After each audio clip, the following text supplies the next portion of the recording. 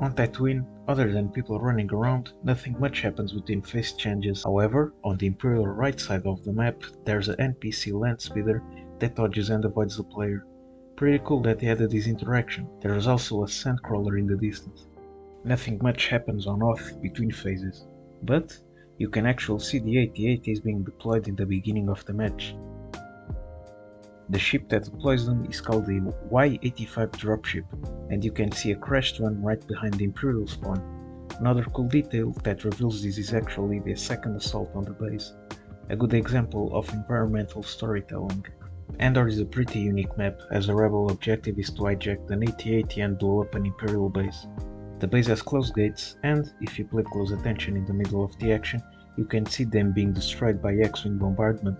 Takodana is another map that has no changes, and unfortunately there aren't any unique details besides the Easter eggs and references throughout the map. Starkiller Base has no changes between phases, but it has dynamic interactions. In Phase 2, the First Order TIE Fighters spawn in the hangar below the spaceport like in the movies, and in Phase 3 the First Order spawn changes to the hangar, where you can see other TIE Fighters being deployed. On the Resistance side, however, the objectives directly impact the map and have small changes, like the hangar doors opening. Prisoners released! Everyone get to the evac point! This battle's won!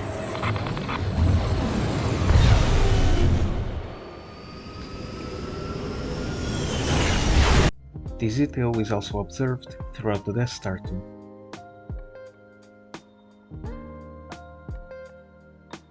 Where you can see the troop transport being lifted and much more as you progress the map. Board that shuttle. Honor the dead tomorrow. Today we survived the Death Star. Besides people running around in a panic and some clone prisoners, Feed is another map that isn't that unique. But once Phase 1 ends, this happens.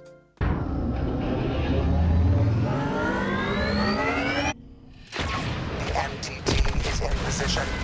Clear the area of clone resistance and prepare for Phase 2. The destruction of the palace entrance is by far the most noticeable change, since it was heavily marketed in the trailers and present in the pre-alpha and open beta. Like Takodana, Jakku has nothing happening in it other than this animation in the beginning. Resistance from fleeing with its prize. Secure the landing pad and the old reactor control chamber. Then we close the noose. Yavin 4 is also another map that lacks meaningful phase changes, but unlike Takodana and Jakku, you can observe a minor change, that being the temple gates opening.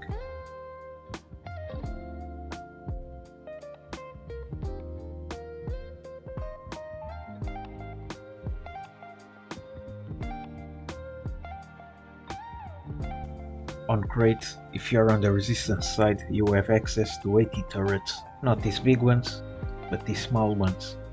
They're mini flag turrets that can completely change the round on Phase 1. Unfortunately, you can say the same for its bigger cousin. As the round progresses, these turrets will get gradually destroyed by the AT-M6s. And the best part?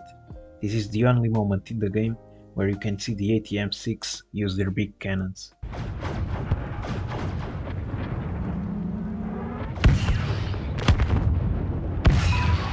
Fall back! Those turrets are done. This fight's about to get up close and deadly.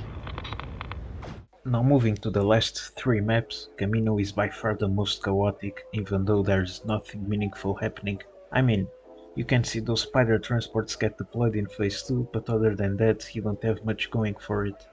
A cool detail, however, is that you can actually see the Republic Win animation in the background without the LAATs. We did it, boys! Save the next generation of troopers.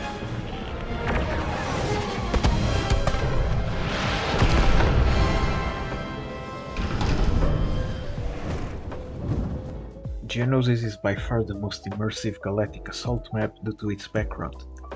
But did you know that between Phase 1 and Phase 2 you directly impact the background battle?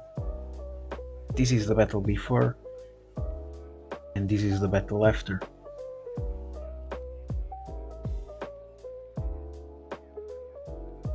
It's something really cool since the gimmick of this map is to deploy and pilot ATTs. After taking down the first separatist ship, a dust storm will kick in, and if you look at the sky, you'll see this. Whoa! You might have blown it up too good. Firing on transport.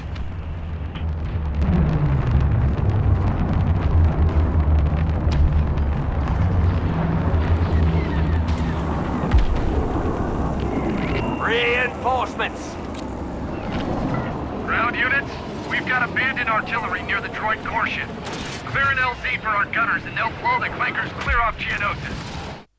Kashyyk is by far the map with the most changes. As you know, it features 2 turbo tanks. But did you know that these turbo tanks are just firing randomly to add to the immersion? I mean, they are firing randomly, but as the match progresses, it becomes more evident that they're trying to hit the MTTs. Once Phase 2 starts, the Venator's turbo lasers get destroyed by a Vulture droid bombardment. The animation loops for the entirety of Phase 2. It's really unique and it's barely noticed on a normal multiplayer match. And once Phase 3 starts, this happens. We have eliminated the cruiser's defenses, but clone resistance is intolerable. Clear the area of surviving squads and make ready for Phase 3. Beginning final phase. Detonate the front and rear fuel pipes before the cruiser launches. It must never leave Kashyyk intact. Thanks for watching.